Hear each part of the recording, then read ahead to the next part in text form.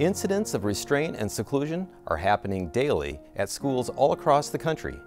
In educational settings, a restraint is defined as a personal restriction that immobilizes or reduces the ability of a student to move his or her torso, arms, legs, or head freely. And an example of a restraint is holding a child's wrists to keep him from hurting himself or others. And seclusion is when a child is placed in a safe room by themselves to protect them from harming themselves or others. These tactics traumatize the students and can cause harm to them and the educator.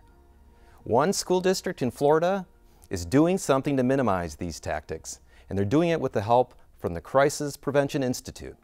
Let's hear their story.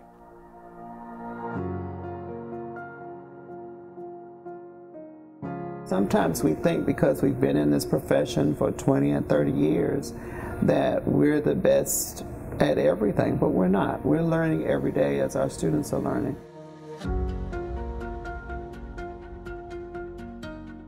If I come up there and I'm yelling and just being condescending, I could set that student over the edge. Some of our teachers, especially those who are new to the profession, struggle sometimes with how to deal with those situations, that defiant student or that student that wants to challenge him. I think the big thing was when you are called to a crisis situation is to keep your emotions in check. And it's not to take it personal when you step into a situation that may be very volatile. There's an issue here, the child may be angry or upset and lash out at you, but don't take it personal. The kids, they look at everything we do. They're mimickers of what we do. It's a 50-50. 50% of what the student does and 50% of what I do, they affect each other. Just look at the reasons they're doing what they're doing and then develop that plan and then put that plan in place to address that particular situation.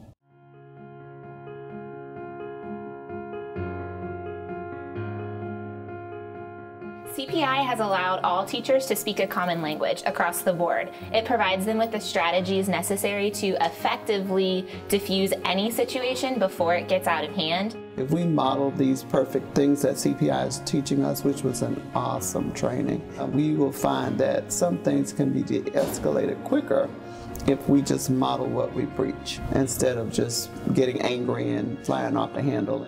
I had a situation in a classroom where immediately I referred back to my CPI training, and it felt so comfortable because in our training we practiced the material so much that it became like second nature.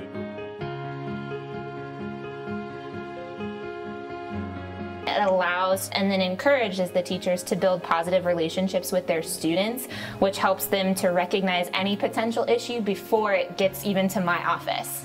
I think that if we just learn to see ourselves in that student's position, you don't know what they're coming to school with. You might have a parent that passed away or a dog died, and we take that for granted. Oh, your dog died. But that's something very, very important to that student, especially if it was the best friend. So we can't take it for granted that they should just get over it. You're old enough. They know that they have a teacher in their corner all of the time who is going to recognize when they're having a rough day because they've built that positive relationship and they're able to effectively communicate with the teacher in the same manner that the teacher is able to effectively communicate with them. The online portion of it was very helpful to use scenarios that you can walk through, that you can think that, hey, I can actually be in these situations through a day-to-day basis. I thought it was fantastic. My time is very limited. Sometimes I need to do things at like 11:30 at night.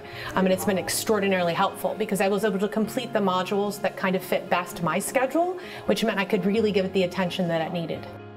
The change of culture is what we're going for. We're hoping that with everybody on board and understanding what we're trying to accomplish, we will work together as a team. If we're all speaking on the same language and speaking the same lingo, I think that can have a huge impact not only on understanding each other, but what we want to accomplish. And if we're all speaking the same language, the culture automatically is just going to fall in line.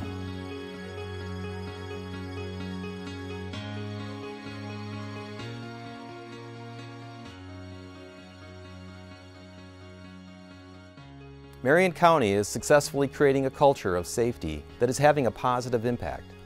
The key is prevention, CPI's core training program equips staff with proven strategies for safely diffusing anxious, hostile, or violent behavior at the earliest possible stage. We have been setting the standard for crisis prevention and intervention training for over 35 years. Marion County is proof that CPI training does work.